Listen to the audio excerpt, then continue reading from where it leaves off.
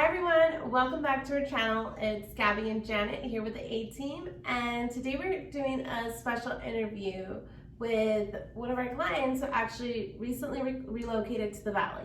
So stay tuned.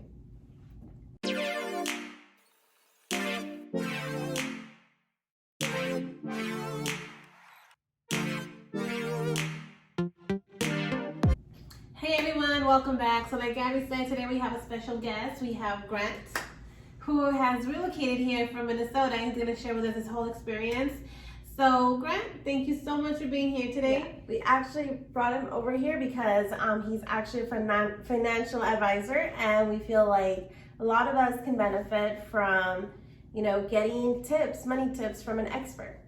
So Grant, can you tell us, what do you do? Yeah, I'm an independent financial advisor at 1-7. And as a financial advisor, what I do with my clients is I'm a certified financial planner, and one that means I'm a fiduciary, so I have to work with my clients and always have their best interests. The way that I work with my clients is I focus on their needs, make sure that number one, your needs are covered. So a client needs to understand that however I'm investing the money, the things they need to pay for, they know that that money is not going to be taking as much risk because you need to spend that. But there's other things in life that you may want to do, right? So you have the choice that you're either going to spend the money, save the money, or give the money. So those things that you want to do, there's always things that you want to do. Yes, we all want to retire and we need to retire, but there's things in life that you're going to want to save for. So those things that are maybe more than 3 years away, but not retirement, that money I'm going to invest in a different way. And then the things that, as I said, give to me, philanthropy is a big part of my life. If you want to create a legacy, that's the money that will last forever, right? So if you give money away, that money never has an end date. So that's one thing that I try and really focus on with clients is purpose, meaning in their life. So when you talk about legacy, how can I help you achieve what your mission is in life and your legacy? Oh wow, well that's really important. I know financial planning is a topic that not a lot of people are aware of, so it's very important to have someone like Grant, come here and educate us and just learn about financial planning in general. So thank you. Yeah. So how long have you been a financial advisor? For 8 years. Wow, okay. And what made you go take the independent route? I decided to go independent because at a big firm or any company that you're working for, they're always going to have specific goals for you. And are those goals always going to be aligned the same way that you're aligned with your clients? So as a certified financial planner, when you take that designation, you have to decide, are you going to always do the right thing for the client? Are you always going to do what's in the best interest of the client? So in order to be confident that I can do that, as an independent advisor, I can say, I don't have to sell Gabby or Janet any specific product. If I wanted to sell you a life insurance product because it makes the most sense, I can do that, but I'm not told that I need to. I don't need to sell a specific mutual fund, a stock, a bond, whatever it is. I can always do the right thing for my clients, and there's no one that tells me anything different that I have to do it this way. That's awesome. That's really nice. So you feel maybe like more genuine, or more like you're there more for the client? Right. I pride myself on being transparent, genuine, and authentic, and that's the way that I gain clients, because in this business you have to trust the person you're working with, and that's the number one thing that I preach is it's all about trust. Right. Because you're family to me. I'm going to treat you just like family. I don't want you to think that there's anything that would compromise our relationship. A great reason of transitioning from working from a company to becoming independent. The next. So Grant, where are you from, and why did you decide to move? So I'm from Minnesota, and I lived there my whole life. Went to college at the University of Minnesota. And at some point you have to ask yourself, do you want to be doing the same thing, living in the same place forever? Are you going to grow up? And I felt like in my life that I hadn't made enough change for myself to mature to the point that I wanted to be. And someone that believes in legacy and talks about legacy with clients, I felt that my legacy wasn't necessarily my own. and I needed to create my own path, create my own legacy. And I decided by being a business owner, one way that I could try and become my own boss and also create my own legacy. But I felt that in order for me to be successful as a financial advisor, I had to be out of my comfort zone and find a new community that could embrace me, where in Minnesota, everyone knows me, but everyone also knows my dad. So there's always that shadow and always that hurdle that you're facing when you're in a family business. So I knew that if I could find a community here that would be able to embrace me and allow me to grow, I felt that now was the right time to start to make that leap and try to build myself while my kids are still young. Oh, that's really nice. Yeah. Yeah, so one of the main reasons also that we have Grant on our show is because we know that moving can be really, really expensive, and you know, there's a lot of things that go into it, especially when you're moving from Arizona from a different state. So we thought that you would get the best tips from a financial advisor who's an actual professional and knows about money and how to like make your decisions more accurately and less risky. And he's an entrepreneur, so as self-employed, moving to another state is such a big risk. So, Grant, thank you so much for joining us today. We're so excited to be here today and talk about your whole situation and your transition from, you know, coming to Arizona. So, why did you decide to move in the first place?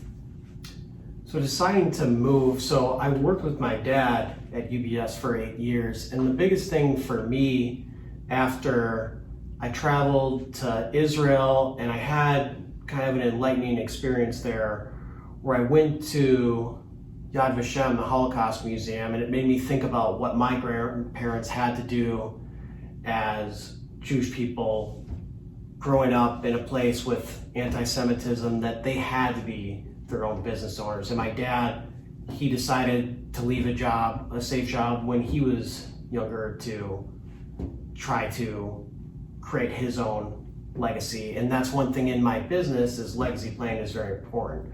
So I decided if I'm going to make my own path, I didn't want to be in my dad's shadow. I wanted to be able to do it on my own. So I felt for me, I wanted to find a place that I could grow, be comfortable, and start to build my own business and build my own legacy. And I knew that the community here was strong.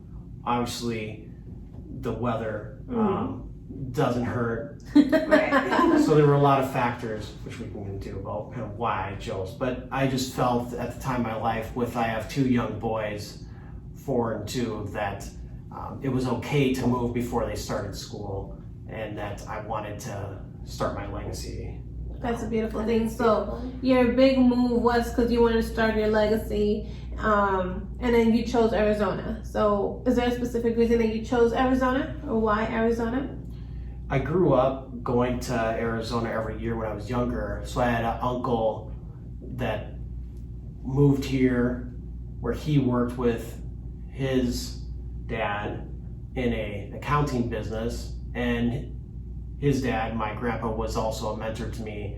But my uncle taught me a lot as a mentor when I was younger, and I always enjoyed coming here. So I have a lot of fond memories coming to Arizona over the years. And I just took my son to Cracker Jack's this weekend, which I remember going to as a kid, so it felt very nostalgic.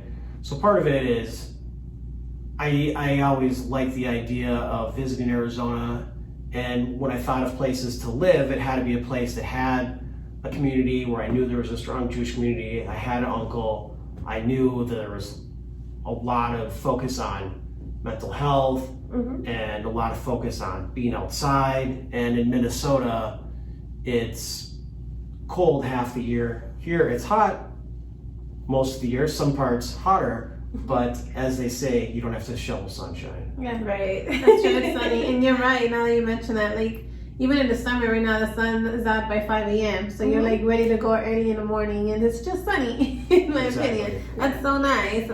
But we also have a lot of outdoor things available, which makes it really awesome. Because even though it's hot, you still have lakes, you still have like hiking trails. Like if you get up really early, you can still take advantage of. So it is a little better than than snow. Right.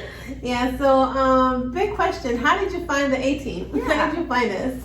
Through YouTube. So hopefully the same people that are watching this video will see how kind and generous you two have been since the first time I met you. You're both so friendly and kind, taking me all around both valleys before I was a resident, as came to visit and checked it out, and remained flexible with me, as it's hard to make a decision when you're going through all this change. Yes. But it was easy for me to at least communicate with you both, and just the kindness that you showed me made things a lot easier during this transition. And now 6 months into my move, I'm feeling far more settled, and part of it is due to having friends, not just realtors that I met. Perfect. Well, thank you. Okay, so definitely having one of the biggest things, relocating from Minnesota to Arizona and being, taking the risk of being self-employed, like how did you financially prepare yourself to move to Arizona? So fortunately, being a financial advisor and a dad who is an advisor, I was always taught how to save money from a very young age. So I've always been good at managing my money and saving my money. So one of the biggest things before you make a move, I highly recommend at least having a fair amount of cushion, just because there's so much unknown that goes into moving. If you're self-employed, also there's a lot of risk with that. So for me, starting my own business and moving, there's a lot of uncertainty. So you really have to just embrace the uncertainty and just make sure that the funds that you have available, you're not taking excessive risk with. So that's one thing, is to be cautious. Don't take excessive risk before the move. Do as much planning as you can. Talk to as many people as you can. Find good realtors. And in terms of the cost of moving, make sure you talk to as many moving companies as you can. Read the terms carefully. There's so much that goes into the cost of moving that they could be charging you by the hour, charging you by the steps, charging you by the boxes. And one thing that I'd highly recommend from moving is pay for packing. You're going through enough stress when you're moving. The last thing you want to do is have to pack all the boxes yourself if you don't have to. But again, when it comes down to the cost, you can move in a U-Haul all by yourself and you can do it. It's just a matter of how much stress you want to do. And my recommendation is don't stress yourself out more than you have to. Right. So when you moved here, did you hire a moving company? I did, and we paid for packing, and they said they were going to be here on a certain day. Well, they were also about a week late. So you have to plan, as I said, for the unexpected, because nothing seems to go as planned when you're doing, for me, from Minnesota to Arizona is a huge move, where we also drove down 2 cars, or we moved 1 car and we shipped the other car. But it's a lot. Right. What would you say is your since every move is different, we know that, but for your case, how much did you, I would say, allocate towards moving costs? Just in the moving companies and getting here? For me, I set aside about $20,000 for moving. The actual cost maybe ended up being $10,000 to $15,000. Wow. Okay. And that's an actual good number, considering that most of this stuff was delegated to other people, to a company, meaning that things were packed for you and your car was shipped here. So that's actually a very good cost. An average of something that to prepare for, rather than just being okay, I'm packing my bags, somehow I'm gonna get everything to Arizona. Which we know that there's people too that literally just sell everything and then just come and start fresh too. Yeah. We did that 10 years ago. When we moved here, we followed our parents and they just literally packed the bags and left. So I like your idea of planning. Yeah. Right, so with packing too, for me, I downsized significantly from my home in Minnesota to here. And that's one thing in terms of being more organized and realizing that we don't need to live maximalist. You need to be more minimalist because we don't need as much stuff as we want. And you learn to be a lot more organized when you decide to move. And you realize that you're holding on to way too much stuff. I agree. I recommend The Minimalist Way is a book that I read about Oh, really? how to sort and be smarter. I've been trying to be more minimalist. It's very hard. It's very hard. But yeah, that's a smart way to live. So one question, do you see the difference of the cost of living from Minnesota to Arizona? Like, is it less? The home costs here are more than Minnesota. The rental costs are way more here than Minnesota. In terms of actual cost of living otherwise, gas is a little bit more expensive, but otherwise I don't think that there's significantly difference in cost. You pay a little bit more tax on some retail, and there's clothing tax here. There's tax-free in Minnesota at the Mall of America. Oh, that's true. Oh my gosh. I gotta go to Minnesota. It's amazing though, because now that you mention that, a lot of people aren't moving here thinking it's cheap, you know, but that was maybe like 5 or 10 years ago. With so many people moving to Arizona, the cost of living has really increased. So it's very good that we're talking about how to prepare yourself financially and talking to a financial advisor, because finance is very important when you're doing a big move in order to be successful. So now that you mention that, it's amazing because people come here and they don't realize how much, I mean, people want to rent for $1,200 and have a 3 or 4 bedroom house, which is kind of $1,200, which is very hard to find. Oh yeah, I'm like, it's hard to find. Yeah, so yeah, I'm glad that you mentioned that, because the cost of living has really increased here, so you really have to prepare yourself. So thank you for sharing that. I guess what else we can ask is, how do you cope with major life changes? So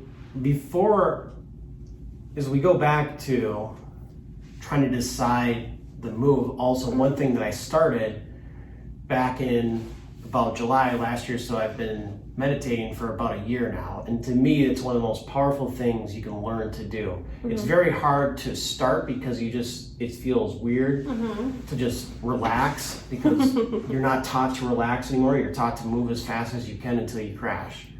And that's kind of where I was in life, is that I was moving a little bit too fast and I needed to slow down. And learning to meditate, it allows you to clear your mind and make better decisions, and it helps you just think through things more thoughtfully and ask yourself, what do I really want? Why am I doing this? Right. Because if you just let yourself just calm down and try and take out the thoughts that are just stressing you out, causing anxiety, just negative thinking, if you can try to create a routine every morning, the first thing you do is set the mood, you're gonna have a much better day. And so again, the beauty of Arizona, every morning I go for a walk, I have a routine, I do meditation before I go on my walk. So getting that sunshine, that vitamin D, makes a huge difference in your mental health. Yes, it does. And if you have a positive attitude to start the day, you'll be amazed how much better your day will be than if you start out the day already upset. That's beautiful. So that's really what's helping you cope with the stress and everything. Meditation and creating a routine and just creating habits. The best thing you can do when you move is you have to create a routine as fast as you can. You need to find the things that make you comfortable when you're here. So for me, it was, I joined the JCC the second day that I was here. Now my son is in their camp, and he's been going for a few weeks, and this is a great way for him to interact with other kids and just get a feeling for the community as a whole and meet other kids that maybe are already used to it. So it allows, so just any ways that you can build community, find something familiar. And if you have kids like me, helping them just get adjusted as quick as you can so they aren't extremely anxious, because it's going to be an anxious time and there's going to be uncertainty. So you have to just embrace the uncertainty and know that everything's going to be okay if you stay calm. Yeah, that's awesome. Can you share with us what the JCC means to many people who might not know what that is? So the JCC is the Jewish Community Center, and I grew up going to the JCC in St. Paul, Minnesota. The JCC here in Scottsdale, I have to say, is incredible. The leadership there, Jay Jacobs is a true leader, and right now the world is dealing with COVID, and it's been a massive change that I've dealt with on top of everything else during the stress of moving and starting my own business.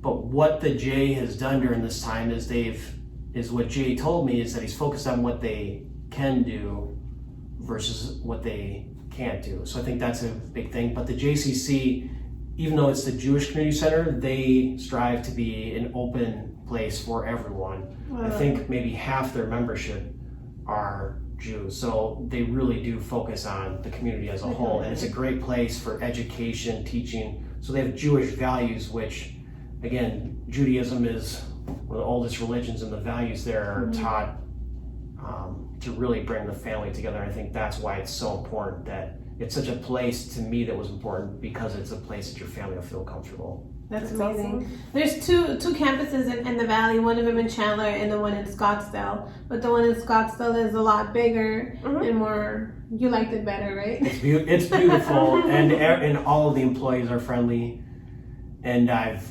made it my mission to get involved there right from the start. That's beautiful.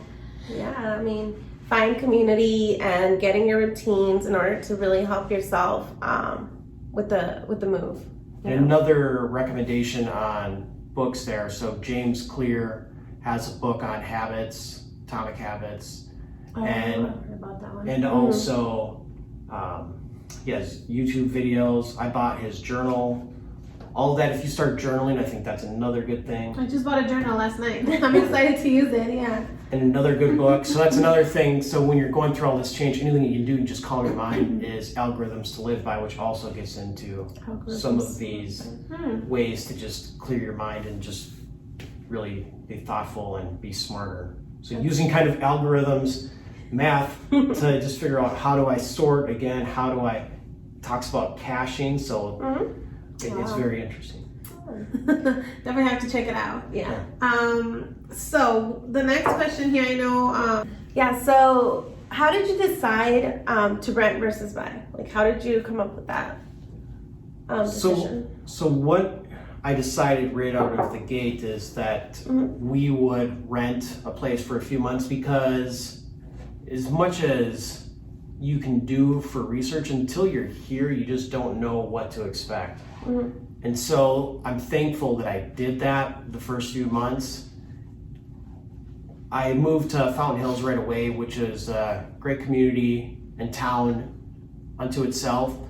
But what I found is, in terms of what I needed for amount of families that were around, amount of kids that were around, it didn't have that. So what I decided then is I needed a place that had more families around. Fountain Hills is incredibly beautiful and really kind people there. But where we move now, which I was planning to buy, but when COVID hit, I decided that I needed to be prudent with my financials and just be careful. So I decided to rent for a year, to just let things settle, and decide after that to make sure that I don't make a bad decision when the market's still up and things could correct. I don't necessarily recommend timing the market, but when you're in transition, I always recommend being as cautious as you can and protecting your capital. So that makes total sense, especially when you're an entrepreneur, because when you are self-employed, you're kind of like more cautious with your money, and you don't want to pretty much spend all your money somewhere where your business might need it. So it's either maintaining your business or chasing a lifestyle. So you have to be really cautious when you're self-employed, which I think it's the right decision. But like, for those people that already have like corporate jobs and have that kind of cash flow already coming in and a routine, then it's more easier to take risk of buying that way than when you have pandemics happening and you don't know where your business is going to go.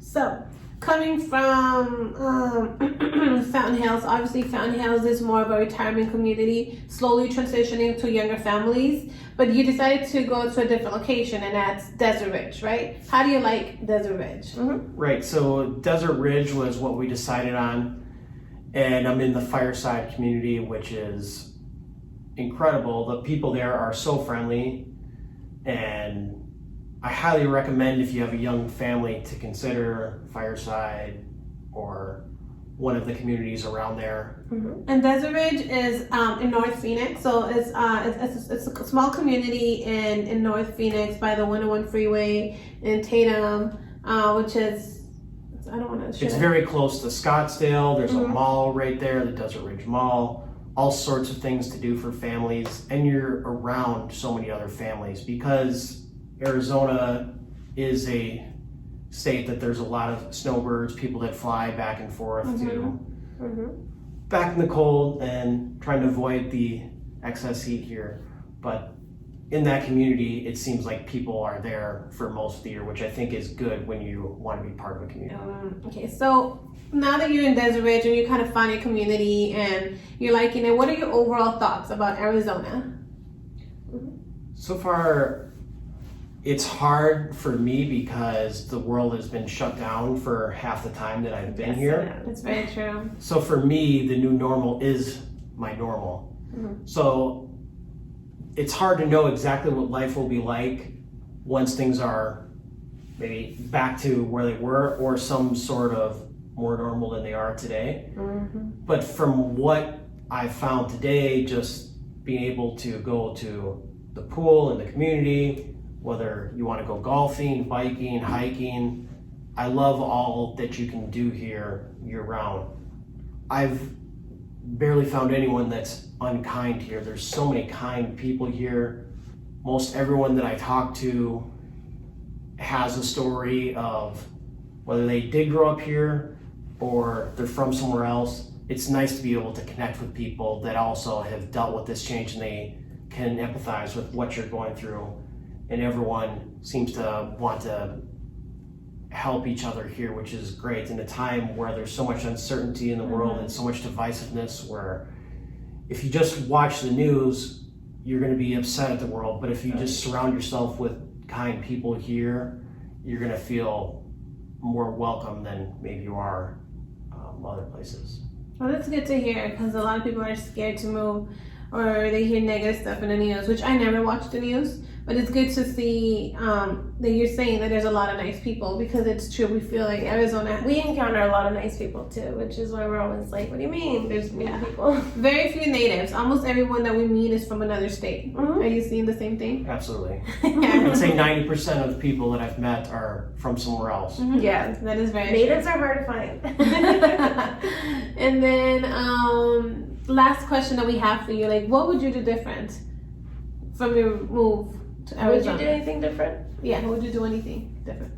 For me, I might have slowed down a little bit, where try and take your time before you move. I would say it's hard when you're moving because you have to say goodbye to people and you have to let go of a lot, which, going back to meditation, is learning how to let go. Letting go is extremely difficult, whether you have family there, friends there. I lived in Minnesota my whole life, so it's extremely difficult to let go. So you could say you could slow down, or you just have to cut things and just go. And for me, I haven't been able to visit home since I left because of the virus, but finally I did book a time back just this morning. So it feels good that I'll at least be able to go back home and visit people. Right. In terms of other things I do different, you know, there's so much that you can say that you do different with hindsight, but I'd say that I'm just fortunate to have, you know, a good family and meet good people like Janet and Gabby that will help you get adjusted. Because if you don't have good realtors, if you don't have any sort of community or network around you right away, it's very easily to feel isolated and feel like you're making a change and you're not happy about it.